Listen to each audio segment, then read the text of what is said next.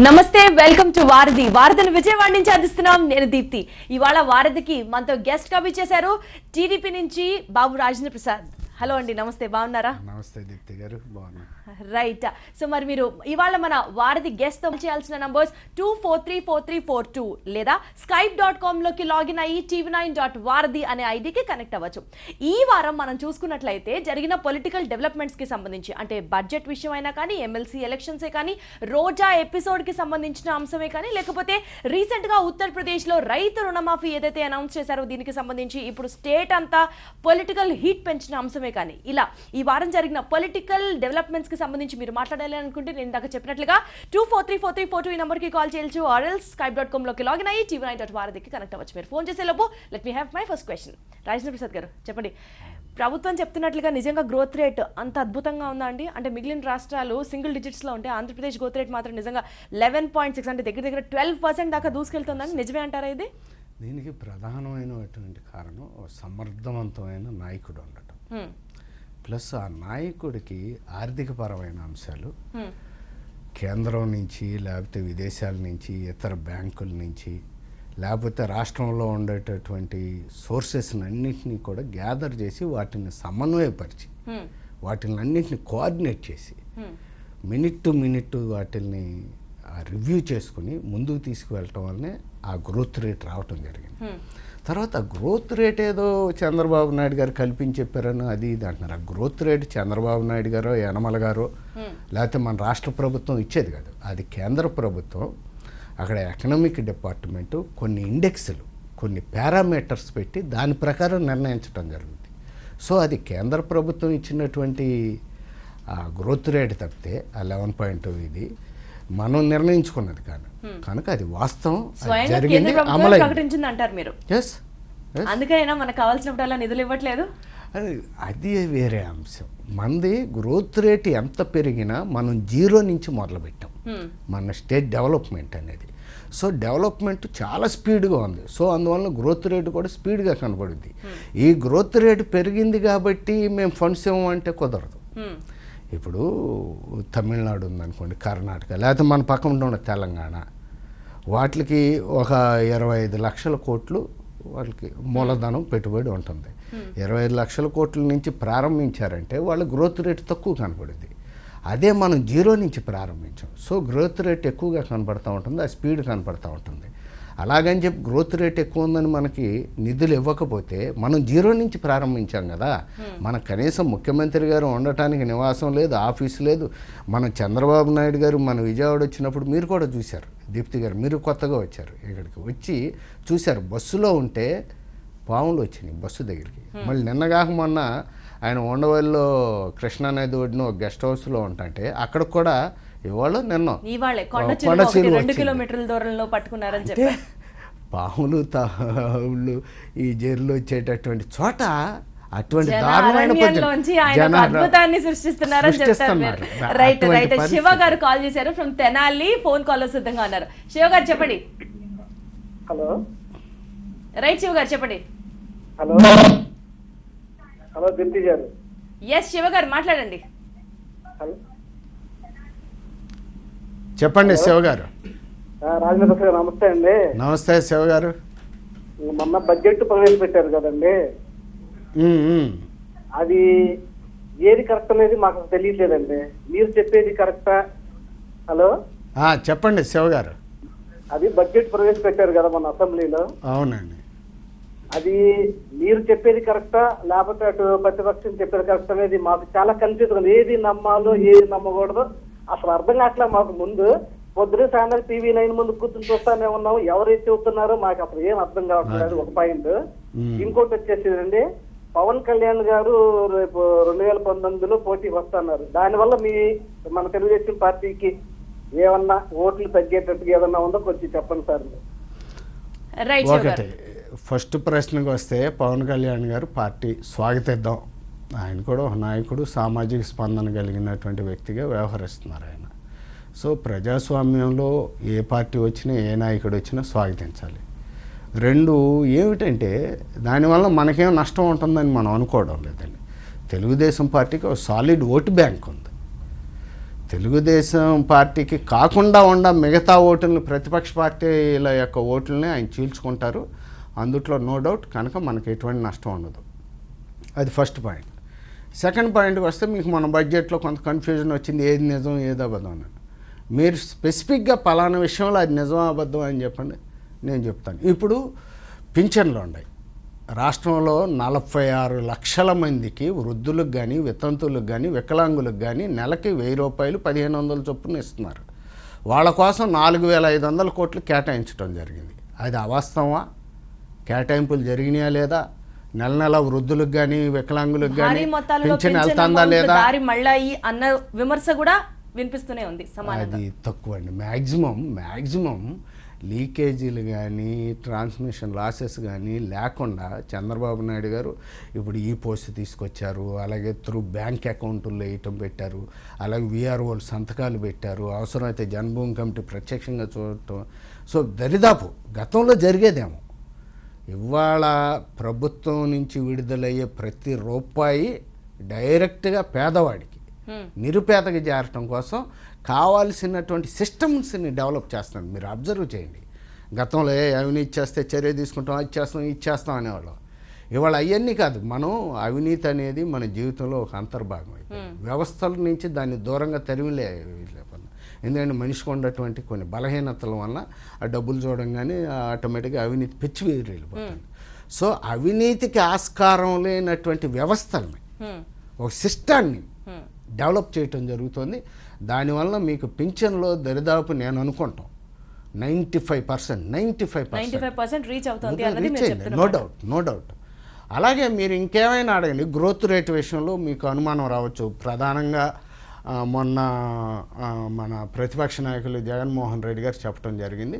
దాని మీద నేను ఇందాక వివరణ ఇచ్చా. గ్రోత్ రేట్ అది వాస్తవం, అది మీరు నేను చెప్తే ఒకవేళ చెప్తానండి, రాయన ప్రసాద్ నేను చెప్తా, యనమల గారు చెప్తారు, లేదా చంద్రబాబు నాయుడు గారు 15 అన్నారు, యనమల గారు 12 అన్నారు, నేను 10 అనొచ్చు. మీరు నేను చెప్తే ఆర్థిక శాస్త్రవేత్తలు ఉంటారండి, ఎకనామిక్ ఎక్స్పర్ట్స్ ఉంటారు, వాళ్ళు చూస్తూ ఊరుకోరు. ఇదిగో ఇక్కడికి తప్పు జరుగుతుంది కనుక వీళ్ళు తప్పు చెబుతున్నారని చెప్తారు. కనుక అది అంత తేలిగ్గా ఏదో మామూలుగా మన గ్రామాల్లో అరుగుల మీద కూర్చుని రచ్చబండ మీద కూర్చొని చెప్పేది రుణాలు కూడా తీసుకుంటున్నాం కదా. Why not? సో ఎస్ అండి. ఒకసారి సత్య కాల్ చేశారు ఫ్రమ్ కువైట్. స్కైప్ కాల్ లో సిద్ధంగా ఉన్నారు. సత్య గారు చెప్పండి. నమస్కారం రాజేంద్ర ప్రసాద్ గారు. నమస్తే సత్య గారు. అడుగుతానండి. ఇప్పుడు రైతు రుణమాఫీ అనేది టీడీపీ ప్రభుత్వం ఎలక్షన్ ఇచ్చిన హామీ ఇంకా పూర్తిగా అయితే ఇంతవరకు అమలు చేయలేకపోయారు అనేది మీ మీద ఉన్నటువంటి ఆరోపణ, అంటే మామూలుగా ప్రజల్లో ఉన్న భావం. సో నేనేమంటున్నానంటే ఇప్పుడు నిన్న మొన్న పవన్ కళ్యాణ్ గారు కూడా ట్వీట్ చేశారు, ఇలాగ తెలుగు రాష్ట్రాల్లో రైతులు చాలా మంది చనిపోయారు, మీరు తెలుగు రాష్ట్రాలకు అన్యాయం చేస్తున్నారు, మీరు ఒక యూపీలో ఇవ్వటం కాదు, మరి మా రాష్ట్రాల పరిస్థితి ఏంటి అని అడుగుతున్నారు. మీరు ఈ వాయిస్ నే, ఈ రైతు రుణమాఫీ మీరు క్లియర్ చేయకపోతే రేపు పొద్దున 2019 ఎలక్షన్ మీరు ఎలా వెళ్ళగలరు? ఎందుకంటే మీరు ఇచ్చిన హామీ కాబట్టి. ప్రభుత్వం కూడా అడుగుతుందా? నెక్స్ట్ ఇంకో క్వశ్చన్ అడుగుతానంటే, టీడీపీ ప్రభుత్వం అంటే మీలాంటి వివాదాస్పద వ్యక్తులు, అంటే వివాదాస్పద వ్యక్తులు అంటే దూకుడు లాంటి వ్యక్తులు మీలాంటి వాళ్ళు, అంటే మీ మాకు నచ్చుతుంది, మీరు అందరూ ఎందుకు మీ వాయిస్ సరిగ్గా ప్రజల్లోకి వినిపించట్లేదు అనేది ప్రజల్లో ఉన్న అంశం. నేను మన ఇండియా వచ్చినప్పుడు కూడా టీడీపీ ప్రభుత్వం వాళ్ళకి చెప్పలేకపోతున్నారు అనేది ప్రజల్లో ఉన్న అంశం. సో దాని గురించి మీరు నాయకత్వం సర్దిద్దుకోవాలని మేము అనుకుంటున్నామండి. Thank you sir. తప్పనిసరిగా మాట్లాడాలి అన్నది మీ అభిమానిగా సత్య చెప్తున్న మాట. ఒకటే ఏమవుద్దంటేనండి, మా బోటాళ్ళకి పార్టీ ప్రతిపక్షంలో ఉన్నప్పుడు అవకాశాలు ఎక్కువ వస్తాయి, ఎక్కువ మంది నాయకులు ఉంటారు. అప్పుడు ఇప్పుడు పార్టీ అధికారంలోకి రాగానే చాలామంది 30 years ఇండస్ట్రీ, చంద్రబాబు నాయుడు గారికి అంటే ముందు నుంచి మేము పార్టీలో ఉన్నాం, అసలు ఎన్టీ రామారావు గారు పార్టీ చెప్పమని సలహా ఇచ్చింది మేమే, జెండా తయారు చేసింది మేమే అంటూ వచ్చే నాయకులు చాలామంది ఉంటారు. వాళ్ళు మా కాళ్ళు తొక్కేసి మమ్మల్ని వెనక్కి తోసేస్తూ ఉంటారు. ఆ తొక్కిసలాట్లో మేము ముందుకు వెళ్ళలేము. సో అధికారంలో వచ్చేప్పటికి మంత్రులు వస్తారు, రకరకాల పదవులు, అనేక మంది నాయకులు వస్తారు, వాళ్ళు పార్టీ వాయిస్ వినిపిస్తూ ఉంటారు. సో అదొక అంశం. మా వాయిస్ మేము ఎప్పుడు కూడా అవకాశం వచ్చినప్పుడల్లా వినిపించడానికి ఎటువంటి పరిస్థితుల్లో వెనకంజేసేది లేదు. ఆ సమయం సందర్భం చూసి ఇస్తూ ఉంటాం, అదొక పార్ట్. రెండో దానికి వచ్చేపాటికి రైతు రుణమాఫీ అని చెప్పి అడిగారు.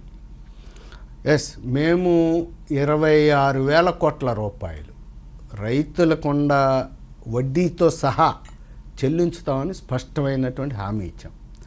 దానిపైన ఆల్రెడీ ఇప్పటికీ 10,000 కోట్ల రూపాయలు చెల్లించడం జరిగింది 2 విడతలుగా. 3వ విడత కూడా ఇంకా 1-2 నెలల రూపాయల్లో చెల్లించడం జరుగుతుంది. మేము ఇచ్చినటువంటి హామీని మళ్ళీ ఎన్నికలకు వెళ్ళే లోపు ఇంకొక 2 సంవత్సరాలు 2.5 సంవత్సరాలు టైం ఉంది. ఈలోపు మొత్తం కూడా రుణమాఫీ చేసి చూపెడతాం. అందుట్లో ఎటువంటి అనుమానం లేదు. అది కూడా 1,50,000 వాళ్ళకి. ఆల్రెడీ 50,000 రూపాయల లోపు ఉన్నటువంటి వాళ్ళకి సుమారు 10 లక్షల మంది రైతులకి రుణమాఫీ చేసాం. 1 టైం సెటిల్మెంట్ అయిపోయింది అది. అలాగే ఉద్యానవన పంటలకి లేవు, వాటికి లేకపోయినా వాళ్ళకు కూడా రుణమాఫీ చేసాం. మీకు ఆశ్చర్యం ఏంటంటే దీప్తి గారు, మాది ధనిక రాష్ట్రం, 16,000 కోట్ల రూపాయల ప్లస్ బడ్జెట్ ఉందని ధనిక రాష్ట్రం అని చెప్పుకున్న తెలంగాణ రాష్ట్రంలో మనది పేద రాష్ట్రం. మనం లోటు బడ్జెట్లో 16,000 కోట్ల రూపాయల లోటు బడ్జెట్లో ఉండి మనం 1,50,000 రూపాయలు రద్దు చేసాం రైతులకు, ఒక్కొక్క రైతుకి. ధనిక రాష్ట్రంలో 16,000 కోట్లు మిగులు డబ్బులు ఉండాళ్ళు, వాళ్ళు 1,00,000 రూపాయలే చేశారండి. 1,00,000 రూపాయలే చేశారు. మొత్తం రుణమాఫీ చేసిన వాళ్ళు 18,000 కోట్లే తెలంగాణలో. నిజంగా రైతులకు అక్కడ ఇబ్బంది ఎక్కువ, కరువు కాటకాలు, పంట పండక రైతులు చాలా తీవ్రంగా. మీరు చూసారో లేదో, రైతు మరణాలు కూడా ఎక్కువ, ఆత్మహత్యలు తెలంగాణలో జరుగుతాయి. అయినా వాళ్ళు అక్కడ 1,00,000 ఇచ్చాడు ఆయన, డబ్బులుండి కూడా. మనం డబ్బులు లేకుండా ఇక్కడ మనం 1,50,000 రూపాయలు సుమారు 43 లక్షల మంది రైతులకు ఇవ్వటం జరిగింది. అది గ్రేట్నెస్. సో కనుక సత్య గారు చెప్పినట్టు ఆ విషయంలో రైతుల్లో పాజిటివ్ ఉంది. తెలుగుదేశం ప్రభుత్వం డబ్బులు లేకపోయినా నాకు అదే ఆశ్చర్యం, చంద్రబాబు నాయుడు గారు ఈ రాష్ట్రానికి ముఖ్యమంత్రి అవగానే మేము అందరం భయపడ్డాం. కాకపోతే ఇప్పుడు అందరూ అనుకునేది ఏంటంటే కోటయ్య కమిటీ వేయించింది మీరే, ఓ పక్క ఎంత రైతు రుణమాఫీ ఉంది అన్నది లెక్కలేంచింది మీరే. ఇవాళ రోజు బడ్జెట్లో కేవలం 3,500 కోట్లు మాత్రమే కేటాయించారు. ఇప్పటి వరకు 11,000 కోట్లు మీరు చెప్పినట్లుగా 2 విడతల్లో తీర్చడం జరిగింది. ఇంకా మిగిలింది 2 సంవత్సరాలు మాత్రమే. ఎంత తీరుస్తారు? మేము 5 సంవత్సరాల పదవీ కాలం అయ్యేలోపు మొత్తం 26,000 కోట్లు తీర్చివేయటం జరుగుద్ది. నో డౌట్, మీరు రాసి పెట్టుకోండి. వాళ్ళ చూస్తున్న వాళ్ళందరూ రాసుకోవాలి. ఖచ్చితంగా రైతు రుణమాఫీ కంప్లీట్ చేసే తీరుతాము, చేసి చూపిస్తాం అంటున్నారు టీడీపీ ఎమ్మెల్సీ బాబు రాజేంద్ర ప్రసాద్. మనతో నెక్స్ట్ మాట్లాడడానికి కాలర్ ఫ్రమ్ బెంగళూరు మధుసూదన్ సిద్ధంగా ఉన్నారు. ఎస్ మధుసూదన్ గారు, గో హెడ్. నమస్కారం రాజేంద్ర ప్రసాద్ గారు అండి. నమస్తే మధుసూదన్ గారు. సార్ నాది 2 క్వశ్చన్లు సార్. చెప్పండి. మొదటిది రైతు రుణమాఫీ గురించి అండి. రైతు రుణమాఫీ ఆ రోజు చంద్రబాబు నాయుడు ఎన్నికల్లో మొదటి హామీ కింద బేషరతు రైతు రుణమాఫీ చేస్తామని చెప్పారు. కానీ ఆ రోజున్న రైతులు మొత్తం రుణమాఫీ మొత్తం కలిపితే 87,000 కోట్ల చిల్లర అని చెప్పారు. ఈ రోజేమో మీరు 27,000 కోట్లు చేస్తాము, 15,000 కోట్లు చేస్తామని చెప్తున్నారు. ఇది నా మొదటి ప్రశ్న అండి. రెండోది వచ్చి ఆ రోజు కాపుల్ని రిజర్వేషన్ కింద తీసుకొస్తామని చెప్పారు. సో ఇప్పుడేమో కమిషన్లు వేసాము, అది వేసాము, ఇది వేసామని 5 ఏళ్ళు కాస్త టైం చేస్తూ ఉన్నారు. సో ఈ 2 క్వశ్చన్లకి స్ట్రైట్ ఫార్వర్డ్గా ఆన్సర్ చెప్పండి. సత్యనారాయణ గారు, మధుసూదన్ గారు. సారీ మధుసూదన్ గారు, ఫస్ట్ క్వశ్చన్, కాపుల్ని బీసీల్లో చేర్చుతామని చెప్పటమే కాకుండా దానిపైన ఒక కమిటీని వేసి వివరాలు సేకరిస్తూ అంతకన్నా ముందుగా కాపులకి 1,000 కోట్ల రూపాయల బడ్జెట్నిచ్చి కాపుల్లో ఉన్న పేద పిల్లలకి 20 లక్షల రూపాయలు ఇచ్చి విదేశాలకు పంపించి విదేశీ విద్యను అందిస్తున్న గొప్ప ప్రభుత్వం అండి.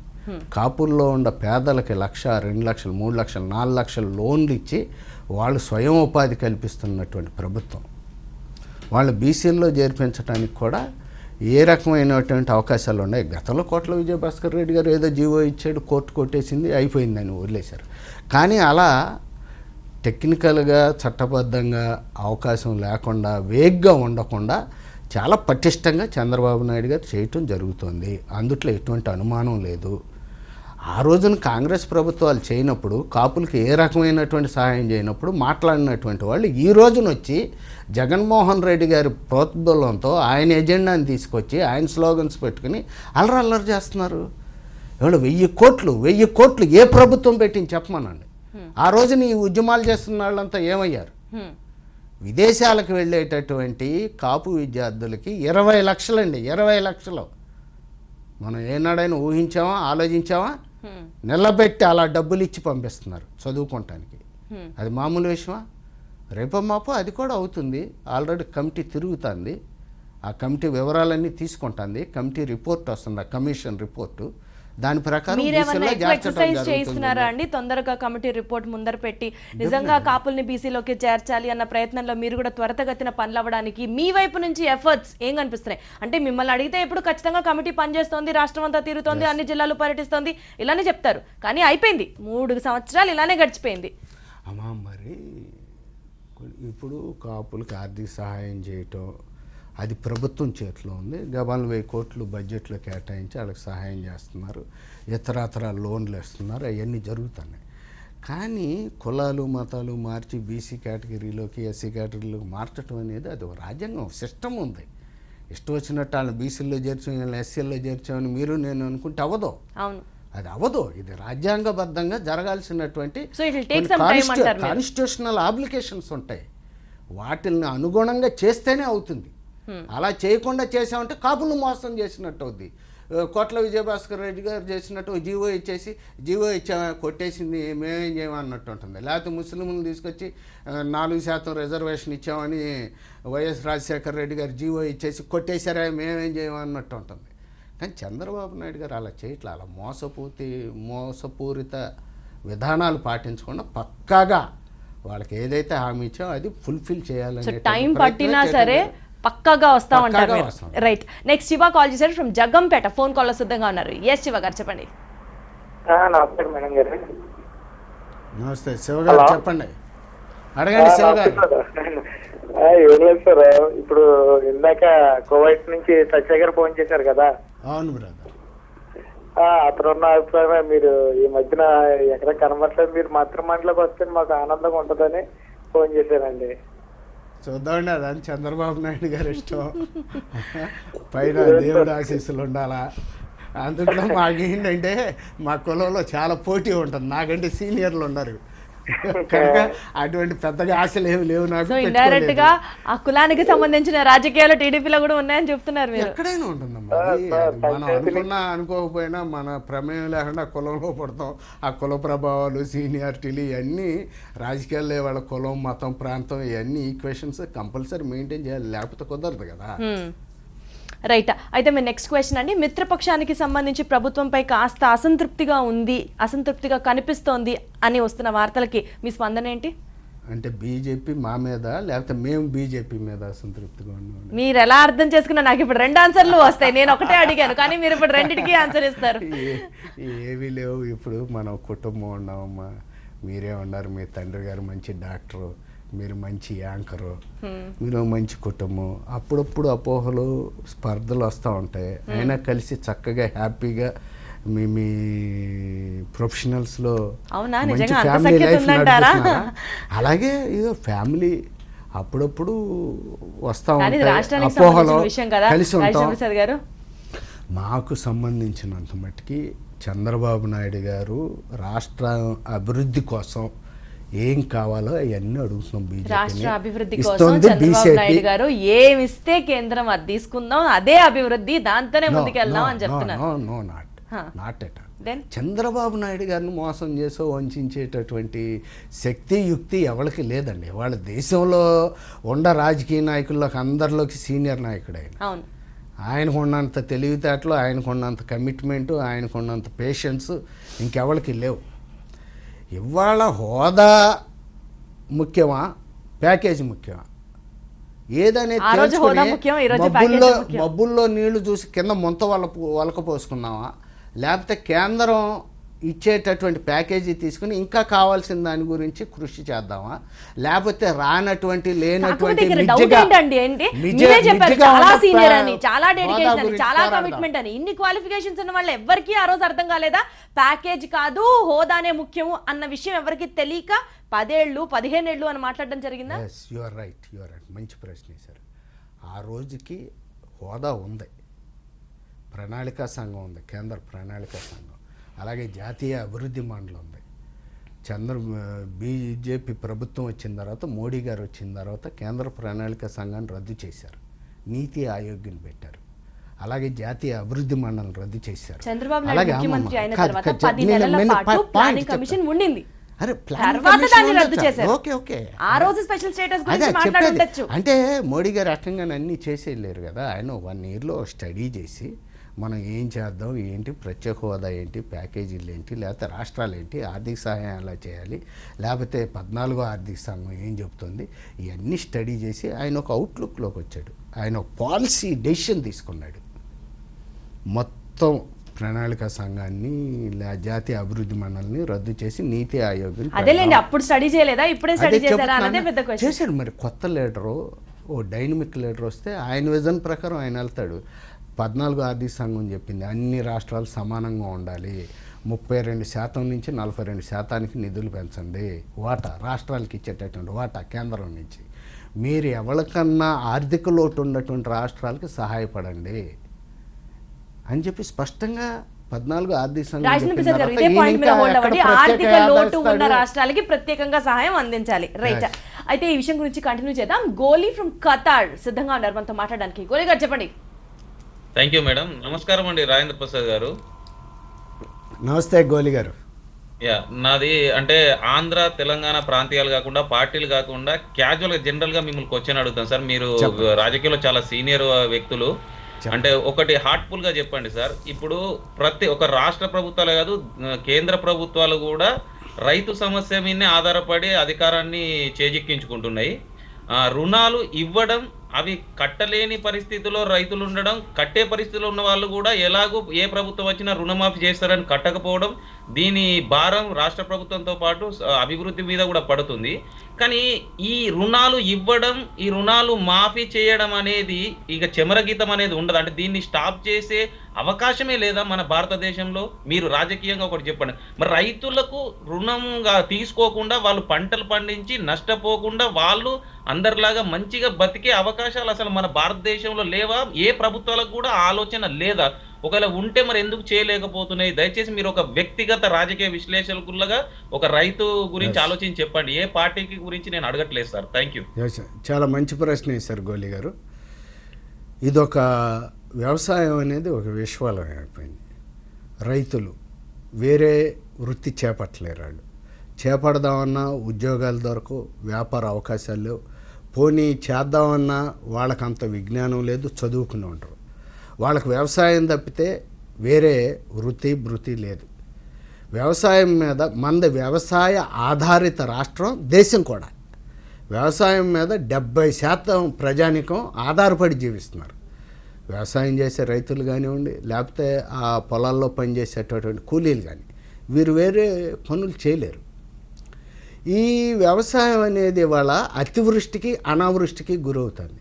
అతివృష్టి వస్తే తుఫాన్లు వస్తాయి, లేకపోతే వరదలు వస్తాయి, కొట్టుకుపోతూ ఉంటుంది. అనావృష్టి వస్తే వర్షాలు పడవు, పంట ఎండిపోతూ ఉంటుంది. ఇంత దారుణమైన పరిస్థితిలో రైతులు ఉన్నారు. ఒక్కొక్కసారి పంటకు విపరీతమైన డిమాండ్ వస్తుంది. ఇప్పుడు ఈ సీజన్ చూడండి, మా ప్రాంతంలో, మా కృష్ణా డెల్టా, ముఖ్యంగా కృష్ణా జిల్లా ఈ ప్రాంతంలో మీకు మినుము మొత్తం కొట్టుకుపోయింది. పురుగు బట్టి మినుము మొత్తం నాశనం అయిపోయిందండి. అదే లాస్ట్ ఇయర్ బస్తా 22,000, 30,000 దాకా కూడా వెళ్ళింది. ఇవాళ అసలు బస్తా మినుములు కూడా రావడం లేదు, దెబ్బతినిపోయింది. అలాగే పంట కాయగూరలు కానీ, టమోటా కానివ్వండి, మొత్తం అన్నిటి యొక్క ఆ మద్దతు ధర అనేది పడిపోయి దారుణమైన పరిస్థితి ఉంది. ఒక్కోసారి హై లెవెల్ వస్తుంది. పసుపు కానివ్వండి, మిర్చి కానివ్వండి, ఇటువంటి పండిస్తే లక్షల రూపాయల ఆదాయం వచ్చేటటువంటి రైతులు ఉన్నారు. అంటే ఇది అన్సర్టనిటీ, ఈ ఫ్లక్చుయేషన్స్ చాలా వ్యవసాయంలో ఉంటున్నాయి. దీనికి ఒకటేనండి, ఇప్పుడు అమెరికా లాంటి దేశాల్లో కూడా ఈ పరిస్థితి ఉంది. కానీ అమెరికాలో ఏం చేస్తారో తెలుసా? అక్కడ ఇలా ఆలోచించరు. రైతులకి ఇచ్చేయటానికి విపరీతమైన సబ్సిడీస్ ఇస్తారు. మెకనైజేషన్లో యంత్రాలు ఫ్రీగా ఇస్తారు వాళ్ళకి. అలాగే ఆ ఫుడ్ మీద, వాళ్ళు పండించేటటువంటి పంట మీద $1,00,000 కోట్ల, $1,00,000 కోట్ల అండి. అంటే మన దాంట్లో 60 లక్షల కోట్ల రూపాయలు. ఒక్క అమెరికాలోనే $1,00,000 కోట్ల రైతులకి సబ్సిడీ ఇస్తున్నారు. అదే మన దేశానికి వచ్చి మన రాష్ట్రానికి వచ్చి 26,000 కోట్లు రైతులకు రుణమాఫీ చేస్తున్నాం అంటే ఇబ్బంది పడతారు, ఇంకోటి అంటారు, రైతులకు అంత చేయాలి ఎంత చేయాలంటారు. అంటే ప్రభుత్వంలో ఇండస్ట్రియలిస్టులకు వచ్చేప్పటికి లక్షల కోట్లలో ఉంటుంది. అంటే రైతులకి మనం సహాయపడాలి, మనకి భోజనం పెట్టి మనకి ఆహార పదార్థాలు తయారు చేసేటటువంటి రైతు, ఆ రైతు అక్కడ మట్టిలో బురదలో పనిచేసి పండిస్తేనే మనం ఇక్కడ హ్యాపీగా ఏసీ రూముల్లో ఉండో లేకపోతే పిజ్జాలు బర్గర్లు తింటున్నాం అనే ఆలోచనలోకి రావాలి. రైతుకి ఎంత చేసినా చెయ్యాలి అనే ఒక కాన్సెప్ట్ రైట్ కేంద్ర రాష్ట్ర ప్రభుత్వాల్లో పాలసీ మేకింగ్లో రావాలి. కానీ అది ఇంకా పూర్తి స్థాయిలో రాయాల.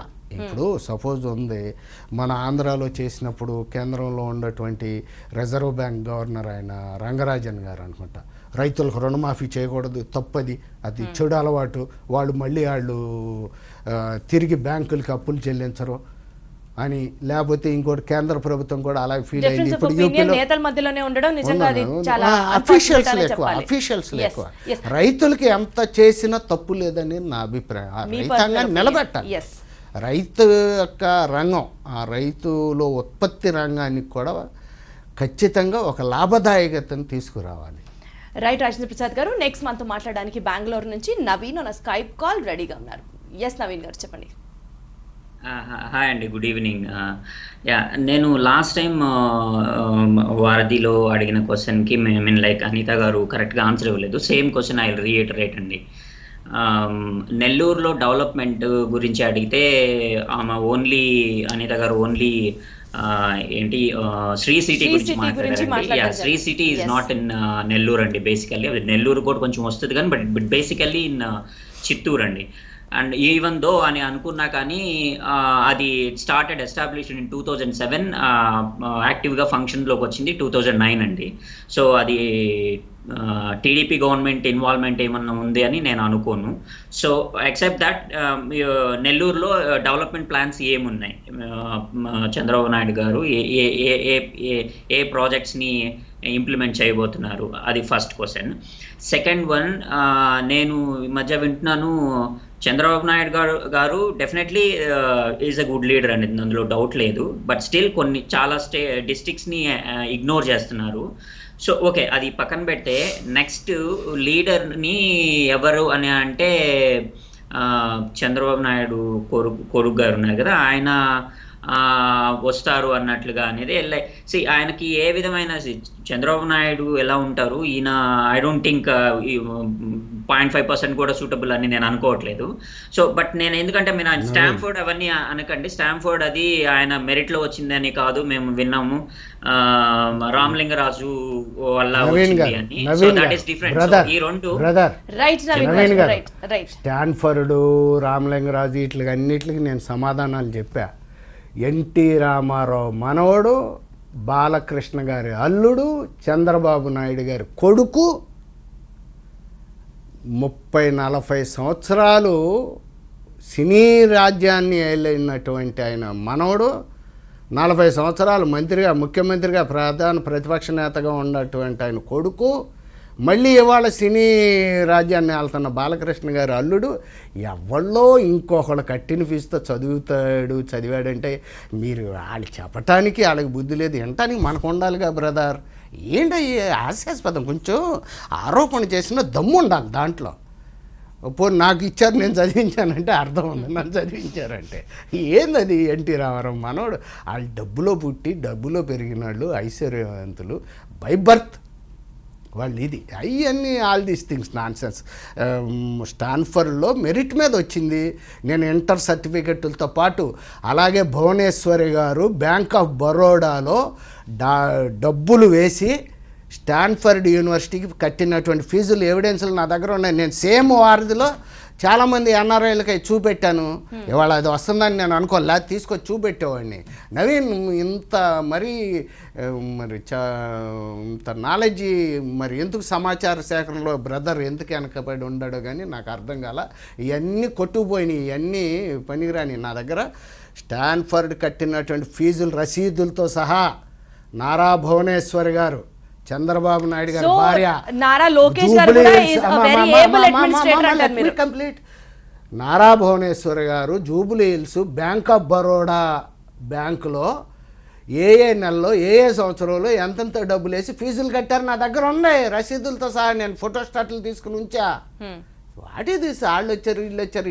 ఏంటి ఎన్టీ రామారావు మనవడికి ఫీజు కట్టే దమ్ము అంత అర్హత ఎలాంటి డెవలప్మెంట్ కనిపిస్తోంది, ఏం చేశారు చంద్రబాబు? నెల్లూరు అన్నారు, ఇవాళ కృష్ణపట్నం పోర్ట్ వచ్చింది, ఇంకా అనేక రకాలైనటువంటి పవర్ ప్లాంట్ పాటుగా ఒక కారిడార్, ఎకనామిక్ కారిడార్ ఒకటి, అంటే అటు చెన్నై నుంచి ఇటు కలకత్తా వరకు ఒక కారిడార్ని గ్రోత్ని డెవలప్ చేయబోతున్నారు. అలాగే బెంగళూరు నుంచి చెన్నై వరకు ఉన్నటువంటి కారిడార్ని కూడా వయా కృష్ణపట్నం మీదుగా తిప్పటం జరుగుతుంది. వీటిలన్నిటి దృష్ట్యా ఇవాళ మన ఆంధ్ర బాంబే లేకపోతే మన తెలుగు వాళ్ళ బాంబే సిటీగా వైజాగ్ డెవలప్ అవబోతుంది. నెక్స్ట్ బాంబే ఇది వైజాగ్ బాంబే అయితే ఇది వాంబే అనుకోవచ్చు. నెల్లూరు ఇవాళ అలా డెవలప్ కాబోతుంది. డెవలప్ అయ్యి మీకు కనపడుద్ది, చూడండి. అలాగే చంద్రబాబు నాయుడు గారు కొన్ని ప్రాంతాలను డెవలప్ చేయట్లేదు అంటున్నారు. కొన్ని ప్రాంతాలనే చేస్తున్నాడు అన్నది నవీన్ చెప్తున్నమాట. మనకు కూడా మన తండ్రులు పెంచారు. మనం 4 పిల్లలు ఉన్నాం అనుకో, ఒక్కసారి మొదట్లో మా నాన్న నాకు బైక్ కొని పెట్టాడు, మా తమ్ముడికి కొని పెట్టలా. తర్వాత బడ్జెట్లో ఇంకో ఆ వయసు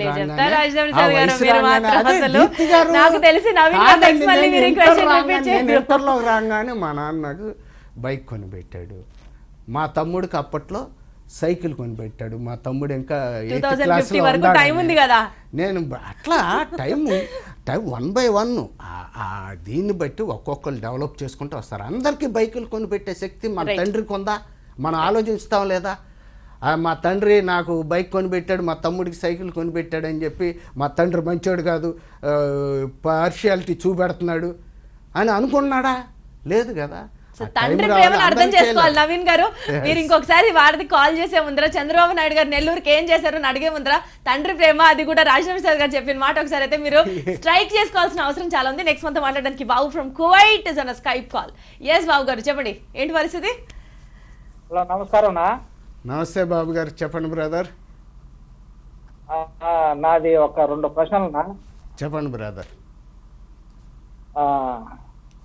మీరు ఒక తూరి నారా లోకేష్ గారిని ఈ TV9 వారధికి మీరు పంపిండి నారా లోకేష్ కానీ లేదంటే మంత్రులు కానీ మీరు TV9 వాళ్ళతో ఇప్పటికీ మీరు వాళ్ళు పిలిచినప్పుడు వస్తా ఉంటే కనుక ప్రజలు ఏం చెప్పుకుంటారు ఏమనేది మన పార్టీకి కొంచెం మేలుగా ఉంటది.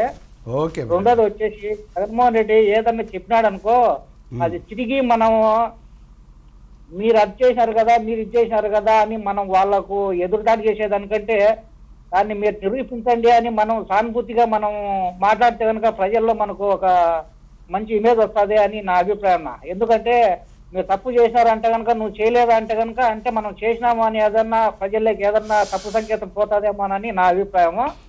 రెండోది వచ్చేసి అనంతపురం జిల్లాలో పరిటాల వాళ్లకు ఇంకొక మన టీడీపీ ఎమ్మెల్యేకి ఏదో గలాట వచ్చినదని ఇలాంటి అక్కడక్కడ కొంచెం టీడీపీలో కొంచెం ఈ గలాట అనేటి బయటకు వస్తున్నాయన్నా.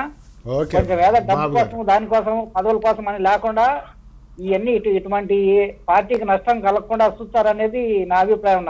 Okay brother. ఇప్పుడు ఒక కుటుంబం పేద కుటుంబం ఉన్నప్పుడు ఇటువంటి చిన్న చిన్న తగాదాలు సహజం బ్రదర్. అందుట్లో రాజకీయాలు అన్రెస్ట్ లేకపోతే ఓవర్ ఎక్స్పెక్టేషన్స్ ఓవర్ అంబిషన్స్ ఉన్నప్పుడు ఇటువంటి జరుగుతాయి. అన్ని కంట్రోల్ చేస్తున్నారు చంద్రబాబు నాయుడు గారు. అదొకటి. రెండోది డెఫినెట్గా వస్తారు లోకేష్ బాబు టీవీ ఛానల్స్తో. బహుశా ఏ ఎన్కౌంటర్కో రావచ్చు TV9కి. మరి లోకేష్ బాబు కూడా ఇక్కడే ఉంటున్నారు కాబట్టి దీప్తి గారే చేయొచ్చు. మరి ఏమో స్పీడ్గా వేగం అంతా ఇవాళ చాలా క్లియర్ గా ఒక విషయం అర్థమైంది రాజశేఖర్ గారు. చంద్రబాబు నాయుడు గారికి ఇప్పుడు 13 మంది పిల్లలు, అది కూడా ఆంధ్రప్రదేశ్ కి సంబంధించి 13 జిల్లాలు, ఒక్కొక్కళ్ళు ఒక్కొక్క బేబీతో సమానం. తండ్రి ప్రేమను అర్థం చేసుకోవాలంటే ఇవాళ బాబు రాజశేఖర్ సార్తో జరుగుతున్న వారధిని మీరు అర్థం చేసుకుంటే చాలా స్పష్టంగా తండ్రి ప్రేమ ఆఫ్ నారా చంద్రబాబు నాయుడు అర్థం చేసుకో.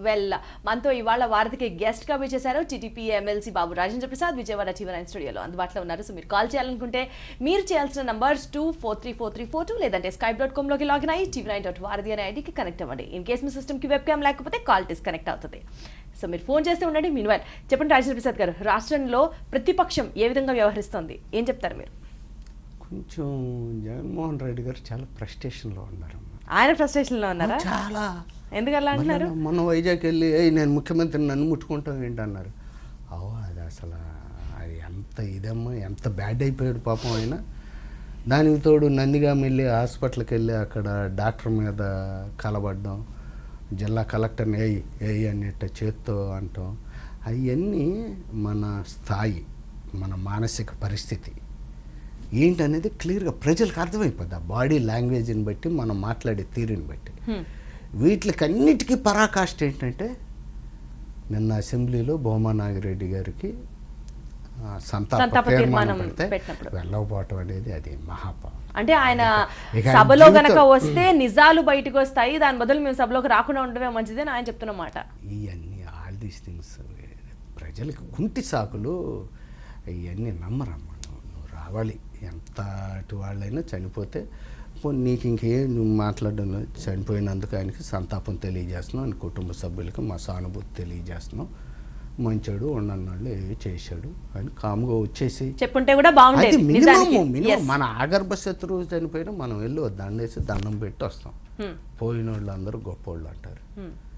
నీకుండి నీకు అంత సేవ చేసే పార్టీలో నిజంగా అఖిల అసెంబ్లీలో మాట్లాడుతూ జగన్మోహన్ రెడ్డిని జైల్లో పెడితే నా తల్లి పార్టీ ఆఫీస్కి కాపలా కాసి పార్టీని నడిపింది, నా తండ్రి జైలు కాడ కాపలా కాసి పొద్దుకులు కూర్చొని చూశాడు.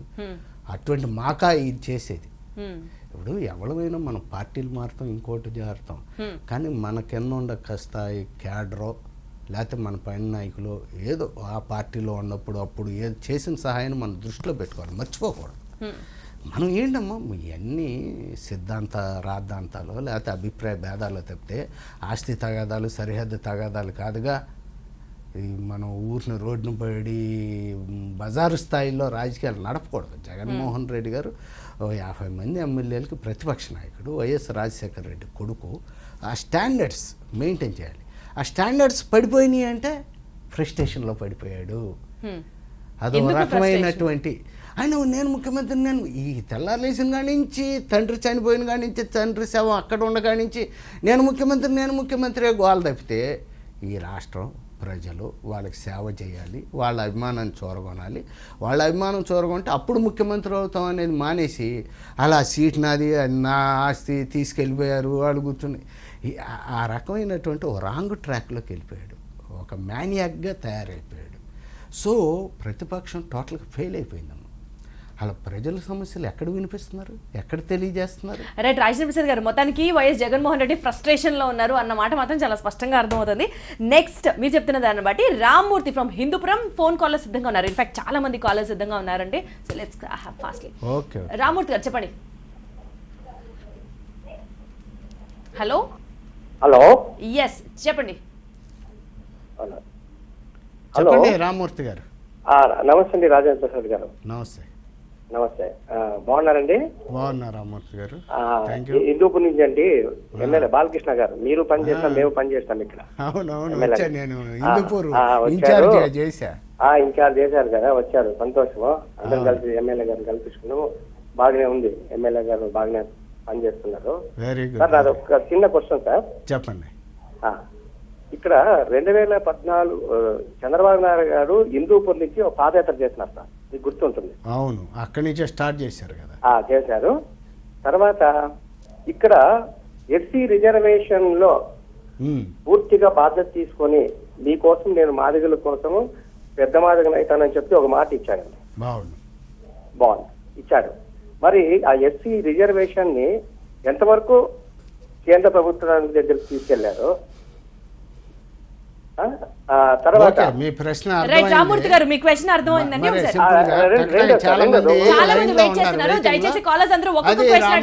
చెప్పింది సరే, దాని ప్రయత్నం దాన్ని చేస్తున్నారు. అది నడుస్తుంది. అదేంటంటే రాజ్యాంగ సవరణ జరగాలి. మన ఆఫ్టర్ ఆల్ రాష్ట్రంలో ఉన్నాం, రాష్ట్రం కష్టంలో ఉంది, ఇక్కడ తినటానికి లేదు, ఉద్యోగాలు లేవు, ఇండస్ట్రీస్ లేవు. అయ్యో బంగారం, అది కాదు తల్లి, నువ్వు కూడా అట్లా అంటావు. మనిషికి కావాల్సింది కాదు నీ మనిషికి కావాల్సింది ఏంటి? ప్రైమరీగా తిండి, గూడు, బట్ట. ముందు ఇవి చేకూరితే అప్పుడు వర్గీకరణలా, లేకపోతే ఏసీ రూముల్లో ఉన్నావా, లేకపోతే ఏసీ పెట్టుకుందాం, ఎన్ని అంతస్తుల బిల్డింగ్లు ఆలోచించవచ్చు. ముందు ఈ రాష్ట్రం అనాథ అయిపోయింది. ఈ రాష్ట్ర పునర్నిర్మాణం జరపాలి. ప్రస్తుతం ఆ పనిలో చంద్రబాబు నాయుడు గారు బిజీగా ఉన్నారు. అందులో మాలల్ని, మాదిగల్ని, కమ్మూరిని, రెడ్డిల్ని, కాపుల్ని, బీసీలని అందరినీ పైకి తీసుకొస్తాడు. వచ్చిన తర్వాత అప్పుడు ఎవరి వాటాలు ఏంటనేది అప్పుడు మళ్ళీ ప్రశాంతంగా ఆలోచించుకోవాలి. సరే, అయితే నెక్స్ట్ మాట్లాడడానికి శ్రీహరి హైదరాబాద్ నుంచి స్కైప్ కాల్లో సిద్ధంగా ఉన్నారు. చెప్పండి శ్రీహరి గారు. రాజేంద్ర ప్రసాద్ నమస్కారం అండి. నమస్తే శ్రీహరి గారు. సార్, ఇందాక మీరు జగన్ గారు ఫ్రస్ట్రేషన్ లో ఉన్నారంటున్నారు. యాక్చువల్ గా ఫ్రస్ట్రేషన్ లో నాని గారు అండి మీరు. ఎందుకంటే మీరు ఒక చిన్న విషయం ఆలోచించాలండి. ఎందుకంటే లాస్ట్ టైం మీ బస్ యాక్సిడెంట్ జరిగిన తర్వాత కూడా 24 hours జగన్ గారిని ఫోకస్ చేశారు, కానీ అక్కడ చనిపోయిన గురించి మీరు ఎవరు ఫోకస్ చేయలేదండి. ఇప్పుడు కూడా తెలంగాణ కంటే మంచి బడ్జెట్ ప్రొవైడ్ చేయడానికి మీరు అంటున్నారు, కానీ వాళ్ళకంటే మంచి బడ్జెట్ కాదండి కావాల్సింది. మనకు ఆంధ్రప్రదేశ్ డెవలప్మెంట్ కావాల్సిన బడ్జెట్ అండి మనకు కావాల్సింది. ఓకే, నాకు అది బడ్జెట్ అర్థం కాలేదు కానీ బ్రదర్, ఇప్పుడు బస్సు కాడ బాధితులకి చనిపోయిన వాళ్ళకి నష్టపరిహారం ప్రకటించారు. బస్సు ప్రమాదం జేసీ దివాకర్ రెడ్డి గారు, ప్రభాకర్ రెడ్డి గారు తాగి వాళ్ళు తోల్తా చేసిన యాక్సిడెంట్ కాదు. లేకపోతే ఈ ప్రపంచంలో, ఈ దేశంలో, ఈ రాష్ట్రంలో, ఈ జిల్లాలో కొత్త కాదు బస్సు ప్రమాదాలు. ఈ ట్రైన్ ప్రమాదాలు, బస్సు ప్రమాదాలు, విమాన ప్రమాదాలు, లేకపోతే ఈ షిప్పుల ప్రమాదాలు ఇవన్నీ జరిగాయి. కేవలం జేసీ దివాకర్ రెడ్డి గారు బస్సు అని చెప్పి ఎక్కడున్నాడు ఏంటో తెల్లారే బయటకు వచ్చేసి మీ ఇదివరకు యాక్సిడెంట్ అయినప్పుడు కూడా జేసీ దివాకర్ రెడ్డి గారు డ్రైవ్ చేయట్లేదు, కానీ అప్పుడు ప్రతిపక్షంలో ఉన్న చంద్రబాబు చాలా పెంచి మాట్లాడారు. అమ్మా, తప్పనిసరిగా అయ్యి కావాలని ఎవరు చేరు. డ్రైవర్ కూడా చచ్చిపోయాడు. డ్రైవర్ కూడా చచ్చిపోయాడు. నాకు నీ మీద కోపం ఉందనుకో, నీ మీద కోపం ఉందనుకో, నీ మీద తీసుకుంటాను. నేను చచ్చిపోవాలని అనుకోనుగా. లేకపోతే నా బాస్కి సంబంధించి ఆయనకి ఏదో కోపం ఉందని చెప్పి వాళ్ళ కోసం నేను చచ్చిపోయి నేను బస్సు తోల్చేయనుగా. It's an accident. చాలా బాధాకరమైనటువంటి ఒక అనుకోని సంఘటన. ఆ కోణంలో మనం దాన్ని చూడాలి. కానీ దాంట్లో కూడా రాజకీయం చేసి వెళ్ళి డాక్టర్లతో కలబడి కలెక్టర్లతో కనబడితే నీకు ఆటోమేటిక్గా జగనే అక్కడ ఐటమ్ అయిపోయాడు. అక్కడ మీ న్యూస్ ఐటము. మీకు కావాల్సింది ఏంటి? మంచి మిర్చి మసాలా, హాట్ స్పైసీగా ఉండాలి. అటు స్పైసీగా జగన్ ప్రెస్టేషన్లో కనపడ్డాడు మీకు. ఆయన కలెక్టర్ని పట్టుకుని తోసింది వేసి వేసి వేసి వేసి తీసి వేసి వేశారు. సో పాపం చనిపోయిన వాళ్ళు, కుటుంబాలు, ఆర్తనాదాలు, వాళ్ళ బాధలన్నీ పక్కకు పోయినాయి. ఇది ఎవరి వలన జరిగింది? జగన్మోహన్ రెడ్డి గారి వల్లనే. అదేమంటే మా తమ్ముడే నేను ప్రెస్టేషన్లో అంటాడు. నేను ప్రశాంతంగా హాయిగా ఇప్పుడే పెళ్ళికి వెళ్ళి వచ్చి మా బుజ్జి అని చెప్పి మా నియోజకవర్గంలో భోజనం చేసి వచ్చి ప్రశాంతంగా నీతో మాట్లాడుతున్నాను తల్లి. మళ్ళీ ఇది అవ్వగానే మా ఉయ్యూరు దాకా వెళ్ళాలి నేను. సరే, నెక్స్ట్ అంతా మాట్లాడడానికి సంతోష్ సిద్ధంగా ఉన్నారు ఫ్రమ్ చిత్తూర్ ఫోన్ కాల్లో. సంతోష్ చెప్పండి. నమస్కారం అండి రాజేంద్ర ప్రసాద్ గారు. నమస్తే సంతోష్ గారు, అడగండి. ఏమండి, గతంలో చంద్రబాబు నాయుడు గారు 9 సంవత్సరాల పాటు అధికారంలో ఉన్నారు. ఏ రోజు కూడా పోలవరం గురించి మాట్లాడలేదు. కేవలం హైదరాబాద్ డెవలప్మెంట్ గురించి చూశారు. హైదరాబాద్ ఇప్పుడు ఈ స్థాయిలో డెవలప్ అయిందంటే కారణం ఖచ్చితంగా చంద్రబాబు నాయుడు గారే. అయితే అప్పుడు ఏపీని మాత్రం పూర్తిగా ధిక్కరించి ఇప్పుడు విడిపోయిన తర్వాత ఏపీకి ఇబ్బంది అవడానికి కారణం చంద్రబాబు గారు కాదా? గతంలో 9 సంవత్సరాల అధికారంలో ఉన్నప్పుడు పోలవరాన్ని పట్టించుకోలేదు. ఇప్పుడు మాత్రం నా కాలాన్ని ప్రతిపక్ష నాయుడు కూడా ఎద్దేవా చేస్తున్నారు. ఓకే సంతోష్, మీరేం చెప్తారు? సంతోష్ గారు, మీరు మంచి ప్రశ్న వేశారు. Anyhow thank you. Chandrababu Naidu గారు హైదరాబాద్ని అభివృద్ధి చేశారని చెప్పి మీరు ఒప్పుకున్నారు.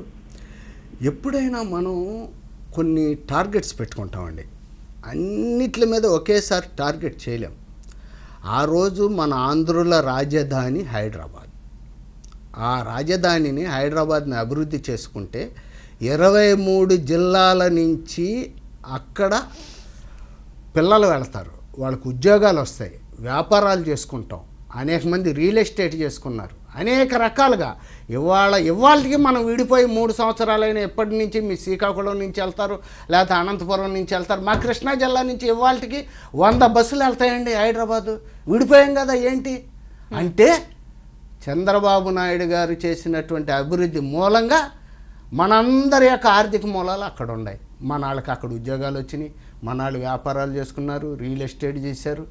ఇవాళ మన వాళ్ళందరికీ ఆంధ్ర వాళ్ళ కాళ్ళల్లో ముళ్ళు గుచ్చుకుంటే పంటితో లాగుతాను అంటున్నాడు కేసీఆర్. కేటీఆర్ వచ్చి అసలు మా అన్నదమ్ములు వీళ్ళందరూ అంటున్నారు. అంటే మన వాళ్ళు అంత కీలకమైన వ్యక్తులుగా అయ్యారు. సో ఆ రోజునే హైదరాబాదుని ఎలా చిత్తశుద్ధితో ఎంత పటిష్టవంతంగా నీతి నిజాయితీలతో ఒక అద్భుతమైన ప్రపంచ స్థాయిలో తీర్చిదిద్దారో ఇవాళ అదే కాన్ఫిడెన్స్తో అదే కమిట్మెంట్తో పోలవరాన్ని కూడా 2018 కల్లా పూర్తి చేసి వాటిని గ్రాట్యుటీ ప్రకారం వాటర్ వదలటం 2019కి పూర్తి స్థాయిలో కంప్లీట్ చేస్తానని చెప్తున్నాడండి. ఏ ముఖ్యమంత్రి అయినా ఒక ఇంజనీరు తరహాలో, ఇంజనీర్లు కూడా చేరు 24 సార్లు అయినా ప్రత్యక్షంగా పోలవరానికి వెళ్ళి చూశారమ్మా, 36 సార్లు వర్చువల్ ఇన్స్పెక్షన్ చేశారమ్మా, ప్రతి సోమవారాన్ని పోలవారంగా మార్చారు, సోమవారాన్ని పోలవారంగా. ఏ ముఖ్యమంత్రి అని చేస్తాడా, చేశాడా? అదే అంటున్నారు, ప్రతిపక్షంలో ఉన్నప్పుడు కూడా ఆయన మాట్లాడాలి కదా. పోలవరంలో అప్పుడు కూడా అవకతవకలు ఉన్నాయి, అప్పుడు కూడా అన్యాయం జరిగింది, అప్పుడు కూడా అధికార పక్షం ఏం మాట్లాడలేదు. అప్పుడు కూడా ప్రతిపక్షంలో ఉండగా తప్పులను ఖండించారు. ఈ రోజు కూడా ఆయన రోజు తిడతానే ఉంటాడు. మా దేవినేని ఉమ కాళ్ళకి బలపాలు కట్టుకుని తిరుగుతూ ఉంటాడు, అయినా తిడతాడు దేవినేని ఉమ గారిని. ఆయన ఈఎన్సీలు, సెక్రటరీలు, శశిభూషణ్ గారు, వీళ్ళందరూ సీఈలు కష్టపడతా ఉంటారు. ఆయన ప్రతి వారం వాళ్ళని తిట్టడమే. అంటే ఆయన కోపంతో కాదు, పని కసి వాళ్ళతో పని చేసిన తర్వాత బాగా చేశారని దండేస్తాడు వాళ్ళకి. అటువంటి నాయకుడిని మనం ఎక్కడ చూడం. నిజంగా మన రాష్ట్రం చేసుకున్న అదృష్టం చంద్రబాబు నాయుడు లాంటి నాయకుడు దొరికినాడు. చంద్రబాబు నాయుడు దృష్టిలో ఒక విషయం పడింది, దాన్ని పట్టుకుని కసిగా కమిట్మెంట్తో నీతి నిజాయితీలతో ఎక్కడ అవినీతి అక్రమాలకు తావు లేకుండా, రెట్టెబిచ్చం లేకుండా, ఆలస్యం లేకుండా పని చేయించేటటువంటి నాయకుడి దృష్టిలో పోలవరం పడింది. ఆయన పోలవరం నా కళ అన్నందుకు మనం అందరం గర్వపడాలండి, మనం అందరం హ్యాపీగా ఫీల్ అవ్వాలి. అదేంటి ఆయన నా కళ అంటున్నాడు ఏంటి, నా కళ అంటున్నాడు ఏంటి? నేను పూర్తి చేస్తానన్న ఆయన 2004లో పునాదేసి 2014 వరకు అధికారంలో ఉన్న కాంగ్రెస్ పార్టీ ఏం చేసిందమ్మా? 5,000 కోట్ల రూపాయలు పెట్టి ఒట్టి కాలువలు తవ్వి మట్టి తవ్వి. ఇది వరకు చంద్రబాబు నాయుడు చీఫ్ మినిస్టర్ గా ఉన్నప్పుడు కూడా పోలవరానికి సంబంధించి పెద్ద డెవలప్మెంట్ ఏం జరగలేదు, ఇప్పుడు మాత్రమే అభివృద్ధి వైపుకి వెళ్తోంది అంటున్నారు. చెప్పేది అదే. ఒక్కసారి అన్నీ చేస్తావా? మా నాయన నాకు బైక్ ఒకసారి ఇంకోసారి గోల్డ్ చైన్ కావాలంటే చేసి పెడతాడా? ఒకసారి బైక్ కొని పెడతాడు, ఇంకోసారి పులిగోర చేసి పెడతాడు, ఇంకోసారి ఒకటి. అన్నీ ఒక్కసారి చేయలేము ఏది కూడా. అది ఆర్థిక పరిస్థితి. అందుట్లో చంద్రబాబు నాయుడు గారు ముఖ్యమంత్రిగా ఉన్నప్పుడు మన రాష్ట్ర ఆదాయం ఎంతమ్మా? 2004లో ఆయన దిగేపాటికి 24,000 కోట్లు. ఇవాళ ఒక్క మన పోలవరం బడ్జెట్టే 40,000 కోట్లు. 40,000 కోట్లని 2019 కల్లా 3 సంవత్సరాల్లో పూర్తి చేసి నీళ్లు తెప్పిస్తానని ఛాలెంజ్ చేస్తున్నాడు ఆయన. ఆ రోజు పరిస్థితి అది, ఆర్థిక పరిస్థితి. రైట్. ఆ రోజు డబ్బులు లేవు, ఎలా చేయగలుగుతాడు? ఈ రోజు డబ్బులు సంపాదిస్తున్నాడు ఆయన. ఇప్పుడు ఇక్కడ ఆర్థికంగా దిగజారిపోయి విడిపోయి మనం తీవ్రంగా నష్టపోయినటువంటి చోట డబ్బులు సృష్టిస్తున్నాడు, సంపదను సృష్టిస్తున్నాడు. ఆ సంపదను తీసుకెళ్లి పేద ప్రజలకు పంచిపెడుతున్నాడు, ప్రాజెక్టులు కడుతున్నాడు. నిజంగా నాకు ఎప్పటికీ ఆశ్చర్యం వేస్తుంది, అరే ఇంత డబ్బులు ఎలా తీసుకొస్తున్నాడు, ఎలా ఖర్చు పెడుతున్నాడు అని. గతంలో ఈ డబ్బులన్నీ ఏమైపోయినాయి? వైఎస్ రాజశేఖర రెడ్డి గారు ఉండగా 200 రూపాయలు పింఛనిచ్చి ఇంకేముంది వాళ్ళని జీవితం పండగ చేసుకున్నారు. ఇవాళ ఆయన 1000 రూపాయలు ఇస్తున్నారమ్మా. ఇల్లు కట్టుకుంటాను 4 లక్షల రూపాయలు టౌన్లో ఇస్తున్నాడు, గ్రామాల్లో 1,50,000. మీరు అమెరికాకి వెళ్తానంటే బీసీలకు కానీ అమ్మ, బీసీ పిల్లలకి, ముస్లింల పిల్లలకి, ఎస్సీ పిల్లలకి, కాపుల పిల్లలకి 20 లక్షల రూపాయలు ఇస్తున్నాడు. మనం కన్నావా విన్నావా ఏనాడని ఊహించావా? 20 లక్షలు ఇచ్చి అమెరికాకి మన పిల్లల్ని పంపిస్తారంటే రెడ్డుల పిల్లలను లేకపోతే కమ్మూరు పిల్లలు వెళ్తారు అమెరికాకి, మనం పంపించగలం?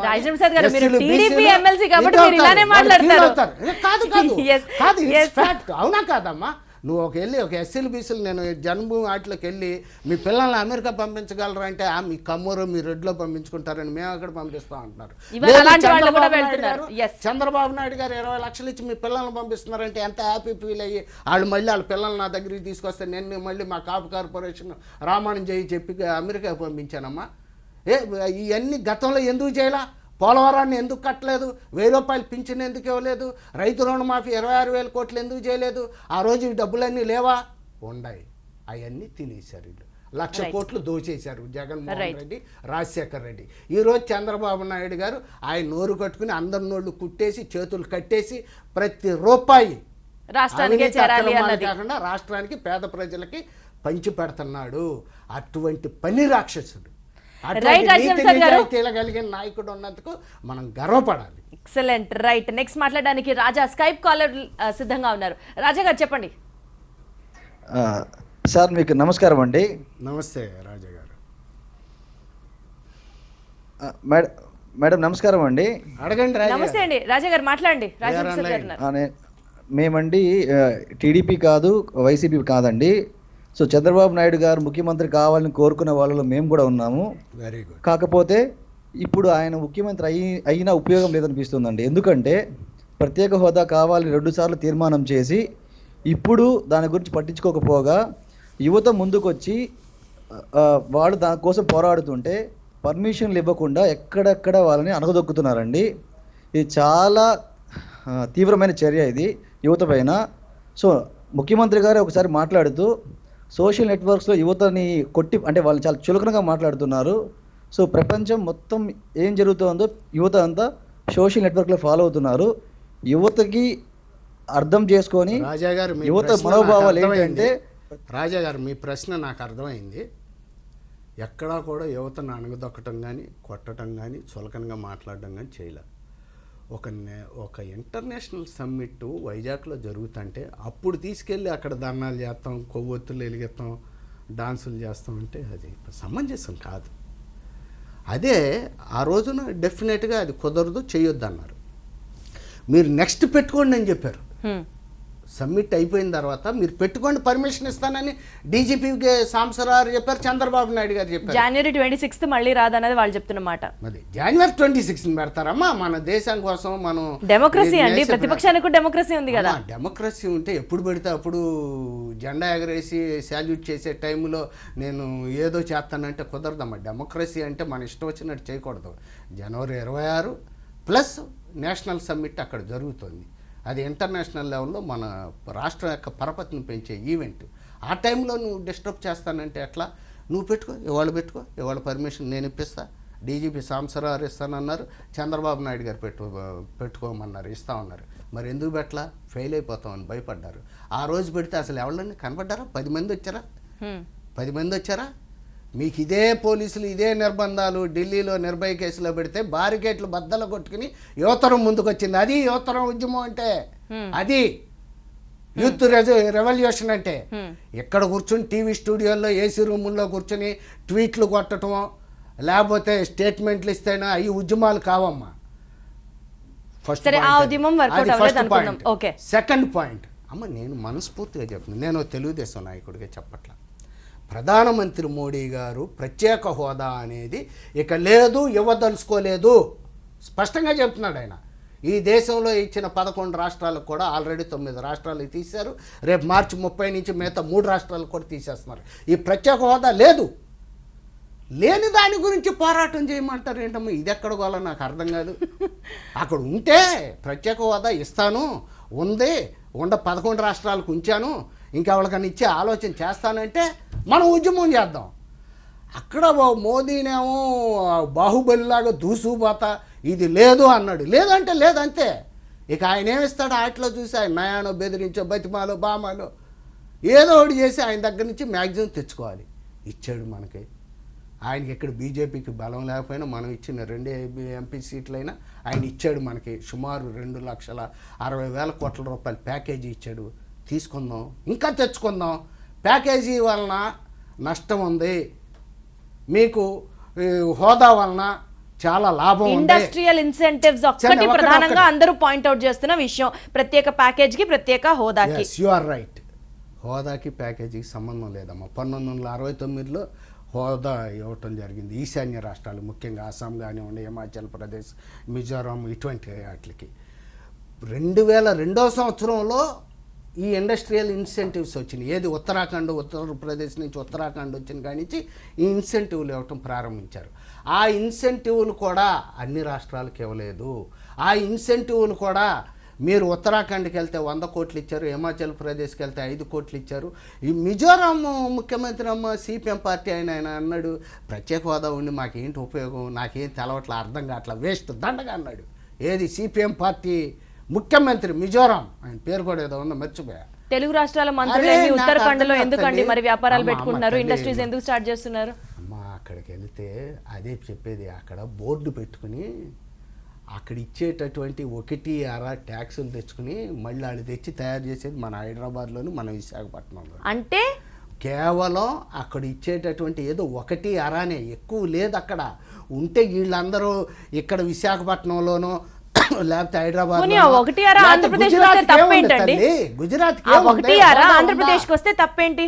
అరే ఇప్పుడు అది తేవటానికే కదా చంద్రబాబు నాయుడు గారు రేయింబాగులు పడి ఆ మంచులో పడి తిరగాల్సిన అవసరం లేదు. ప్రత్యేక హోదా తెస్తే పని దానంతట అదే అయిపోతుంది అనేది ప్రతిపక్షం చెప్తున్నమాట. దీప్తి తల్లి ఏం ఉపయోగం లేదు.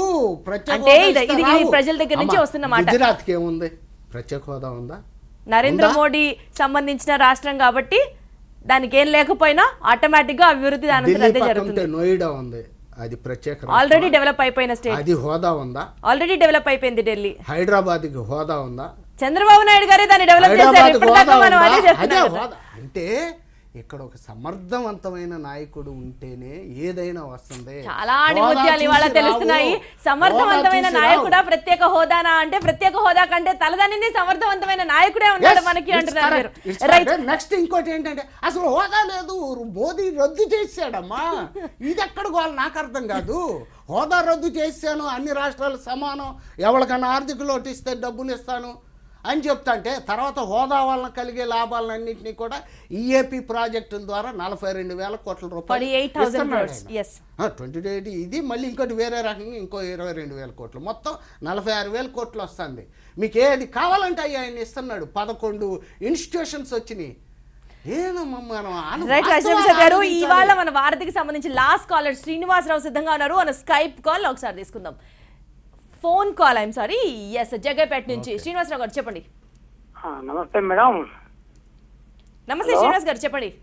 హలో నమస్తే మేడం. నమస్తే అండి చెప్పండి. రాజేంద్ర ప్రసాద్ గారు చెప్పండి బ్రదర్. నమస్తే సార్. నమస్తే. ఎన్టీ రామారావు గారి కాడ నుంచి తెలుగుదేశం గవర్నమెంట్ బాగా పనిచేస్తుంది. ఇప్పుడు కూడా బాగా ఉంది. ఈ సంవత్సరం చంద్రబాబు నాయుడు గారు చేసే పనులు కూడా బాగా ఉన్నాయి. రాజధాని విషయంలో కూడా చాలా బాగా ఇస్తున్నారు.